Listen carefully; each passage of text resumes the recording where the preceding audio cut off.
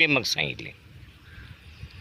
पण हा व्हिडिओ मी न करता सांगत आहे. मी केलेलं नाही आहे आणि करणार पण नाही. पण तुमच्यासाठी सांगतो. सध्या युवकामध्ये एक अशाश्वत अविश्वासाचं वातावरण आहे. काय करायचं? शिकून तर नोकर नाहीत, मग कमी शिकलेल्या लोकांनी काय करायचं? कुठं तर 10वी झाला आहे, कमी मार्क आहेत. कुठं 11वी नापास झाला आहे. कोण 12वीहून परत आला आहे. कोण ITIची 1 वर्ष सोडून दिलं आहे. कोण ॲग्रीची 1 वर्ष जमत नाही म्हणून घरी आला आहे. घरी काहीच नाही, एखादी एकर जमीन आहे. अशा लोकांनी काय करायचं? अशा पोरांनी काय करायचं? घाबरायचं नाही, नक्कीच करायचं. आणि काय करायचं? त्याच्यासाठी एक चांगला उद्योग आहे, शेळीपालन, मेंढीपालन. भारत सरकारचा एक उपक्रम आहे, राष्ट्रीय पशुधन अभियान.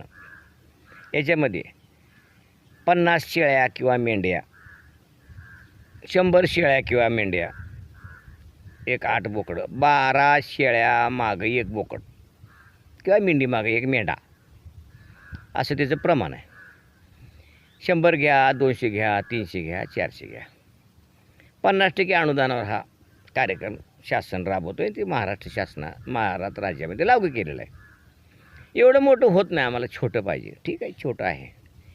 जिल्हा पशुधन विकास कार्यक्रमाअंतर्गत जिल्हा पशु अधिकारी यांच्याकडं 5 शेळ्या 1 बोकड ह्या प्रमाणामध्ये 50% अनुदानावर दिलं जातं आहे. मग तुमचं बँकेचं कर्ज असो, तुम्ही घ्या, स्वतः घ्या, काय असेल ते नियमाप्रमाणे बघा. नसेल स्वतःचं भांडवल गुंतवा आणि करा. एक 25 शेळ्या,